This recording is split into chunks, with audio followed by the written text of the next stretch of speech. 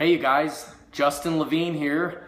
Just getting back into town, and I needed to immediately get to my office from my drive home from Southern California, Orange County, where I was very fortunate to be in the circle of John Spencer Ellis. I saw his mentorship through a Facebook post, and you know what? I said I'm investing and I'm committing to this higher level program, and it was nothing short of fantastic and amazing. It was everything that John talked about in his post and some of his testimonials that he received from past participants of this mentorship. It was 2 intensive days, both days over 10 hours of information. 16, 17 pages of notes coming back home with real world not just business strategies, but life strategies. How do you enhance your life, and how do you live to that next step that you're trying to aspire to achieve? And a lot of just game-changing ideas and thoughts. And I just really want to say thank you to John and Kelly Ellis for opening up their home. We did this mentorship in the front room of their home, and John was such a carefree guy who spent time with us and really got into the nuts and bolts of our business and our life. And we talked about, again, some life-changing things that I'm going to bring up to you guys today, because I feel they're that important. So again, thank you to John and Kelly Ellis for opening up their beautiful home in Orange County and just supplying us with life-changing strategies.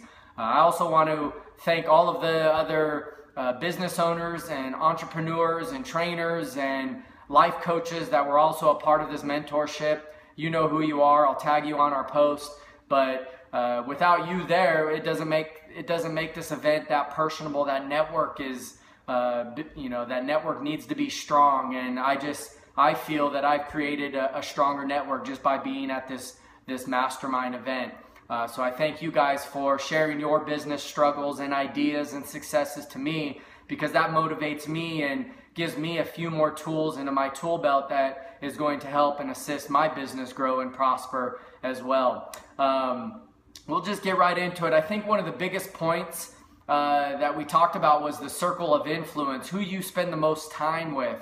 And John had us do an activity where we had to write down the top 5 people that we want to spend the most time with, that just they're genuine, they're going to keep you accountable, just a lot of different reasons why these people are going to be in your circle of influence. I think the biggest one is somebody's going to challenge you to be a little bit better, and sometimes you may not like what they hear, but that's why they're in that circle of influence, because you can bounce an idea off of them and they will give you a real honest opinion and answer for you to then go back and make the appropriate decision.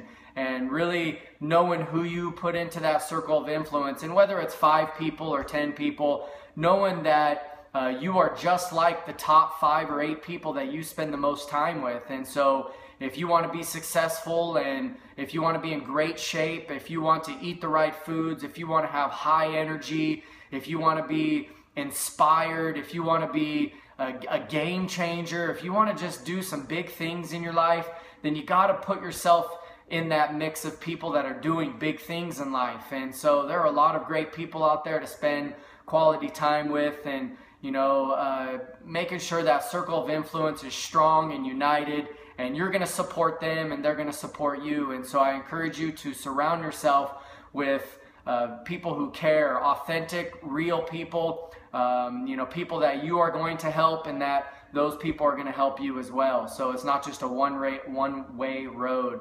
It's going to be a network of people that are all striving for that next step in their life. And so, that's a very big bullet point that we learned. And, again, that's the reason why I commit and invest time and money into these programs and continuing education courses, because it's my network. It's the network and the people that I decide to hang out with. And after 2 days of spending time with go-getters and entrepreneurs and just very authentic, down-to-earth people who are in the trenches just like I am, it makes you feel ignited and inspired and rejuvenated to keep pushing through the struggles of my own business and keep doing those life development skills. And you're always striving. And when that leads me right into my next point is not settling for mediocrity. That's another big learning lesson that I learned over the last 2 days, is that, man, there are so many different echelons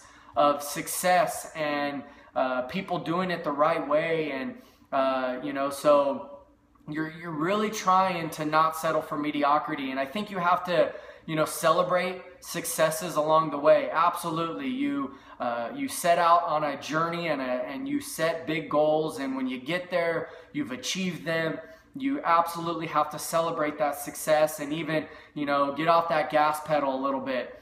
But once you've been rejuvenated, you've taken a few days off, and your brain and your physical body is now rejuvenated and regenerated to continue to keep climbing that ladder to whatever you want. I mean, listening to John and his story, how he started off in the fitness world of training his one-on-one clients, and he made infomercials, through a VHS tape, and he was he's been in the trenches, and he's a hustler, and and he's just gone up the ranks, and now he's the CEO of Nesta, which is a very profitable online educational resource. And so he's just doing it the right way. And now, he's no longer just the single entity in his business. It's a team.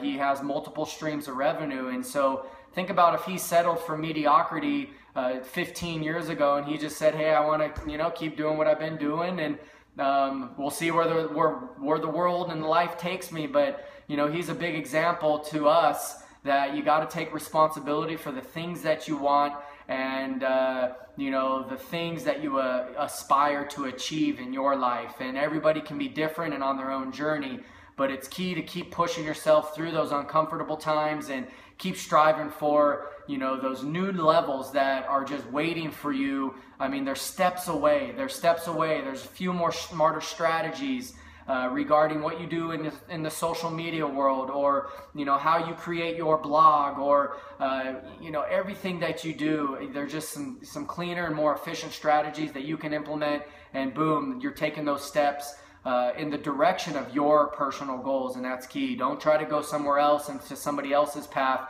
You follow your path, and you be authentic with that. Number 3 is the word believe. It's interesting. At the beginning of this mentorship on Friday morning, we all had a number in our head regarding finance and where we would like to be, in 1 year. I've always set financial goals, and I had the one number in my head. And 3 hours into this mentorship, just learning and listening to John speak about his businesses and learning some great nuggets of information to bring back to my business. Remember, it was only 3 hours worth of information out of a 2-day thing.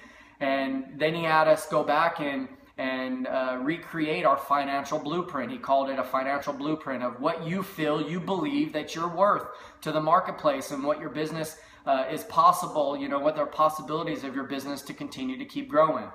After 3 hours, every single person in that room, their business grew 40%. In terms of goals and aspirations. I mean, just because of a belief and a standard that we raised our own life to and our own personal values to. I mean, just by being in the presence of John and the other participants of the program, it raised 40%. And then yesterday, the very last thing we did, it was 6 o'clock. We were about to go to dinner, and John asked everybody to write down the new financial blueprint. And everybody across the board said 100%. Everybody, and there was even one gentleman said 200% that he wanted to grow his business. And so, yes, there needs to be a ton of action. Without action, those numbers don't happen. We can all have this idea. I want to run that sub 3 hour marathon. I want to, lift that certain weight in the gym. I want to lose the weight. I want to eat the right foods. If you don't believe, it's not going to happen. And so just like John had us recreate our financial blueprint, and 95% of that is just belief in itself. We're going to need to do the action and implement the strategies and do everything, that is on my notebook right here, 16 pages of work.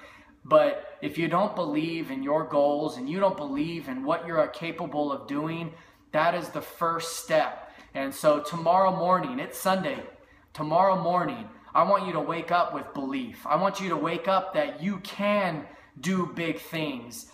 Don't blame genetics. Don't blame DNA. Put the responsibility on your work ethic and your action-taking skills.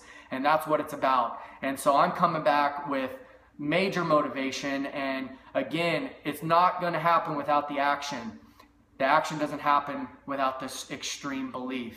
And so whatever goals that you're striving to achieve, you got to believe, you guys. And I want you to have that message. Write it up on your board tonight so you wake up in the morning and the big word belief is there, or something in that same context that, you know, I truly believe in myself, and I truly am going to run that race, and I truly am going to lose that weight, and I will do it, and I will do the strategies, and I will wake up early and do the workouts and drink the water. Whatever the strategies entail, you will do it because you believe.